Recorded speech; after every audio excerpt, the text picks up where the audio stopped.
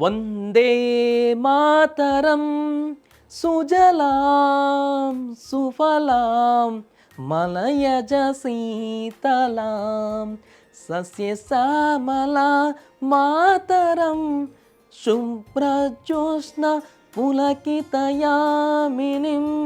పుల్లకుసుమిత ద్రుమదల శోభినిం సుహాసినిం సుమధురభాషిణీం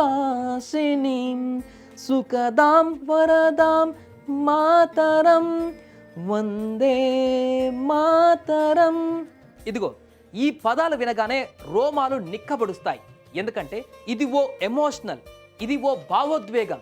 147 కోట్ల గొంతుక, తీవ్ర అవమాన గాయంలో నుంచి పుట్టుకు వచ్చిన ఈ జాతీయ గీతం ఉద్యమంలో పోరాట యోధులను ఏకతాటిపైకి తెచ్చిన పోరాట గలంగా నిలిచింది. వందే మాతరం గీతం భారతదేశ స్వాతంత్ర పోరాట చరిత్రలో కేవలం ఒక పాట కాదు, అది ఒక శక్తివంతమైన నినాదం, కోట్లాది మంది భారతీయుల ఆత్మవిశ్వాసం.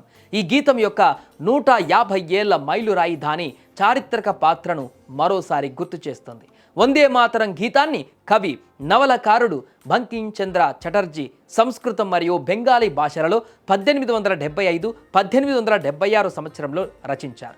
ఆ తర్వాత బంకిం చంద్ర చటర్జీ దానిని తన ప్రసిద్ధ నవల ఆనందమఠ్ 1882లో చేర్చారు. సన్యాసి తిరుగుబాటు నేపథ్యంతో కూడిన ఈ నవలలో వందే మాతరం మాతృభూమిని దేవతగా ఆరాధించడానికి, దేశభక్తిని ప్రేరేపించడానికి ఒక సాధనంగా నిలిచింది. 1905లో బెంగాల్ విభజన జరిగినప్పుడు స్వదేశీ ఉద్యమంలో వందే మాతరం ఒక శక్తివంతమైన నినాదంగా, పోరాట గీతగా మారింది. స్వాతంత్ర సమరయోధులు ఈ నినాదాన్ని పలుకుతూ బ్రిటిష్ పాలనపైన తమ తిరుగుబాటును ప్రకటించారు. ఈ నేపథ్యంలోనే మేడం భికాజీ కామా 1907లో జర్మనీలోని స్టట్గార్ట్లో ఎగరవేసిన భారత తొలి త్రివర్ణ పతాకం మధ్య పసుపు పట్టీపై వందే మాతరం అనే అక్షరాలు లిఖించబడ్డాయి. ఇక ఎన్నో పోరాటాల తర్వాత 1950 జనవరి 24న ఈ చారిత్రక గీతం మన జాతీయ గీతంగా గౌరవం పొందింది. జనగణమనతో సమానమైన గౌరవాన్ని దక్కించుకుంది. 150 ఏళ్ల ప్రయాణం, ఏనాటికైనా ఇది ముగింపు లేని పయనం. ఎందుకంటే ఈ పాట మనలో దేశభక్తిని నింపుతూనే ఉంటుంది.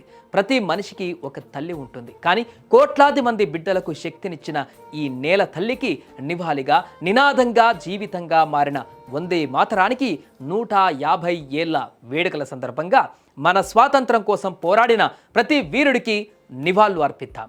మన మాతృభూమికి శిరస్సు వంచి వందనం చేద్దాం. జై హింద్, వందే మాతరం.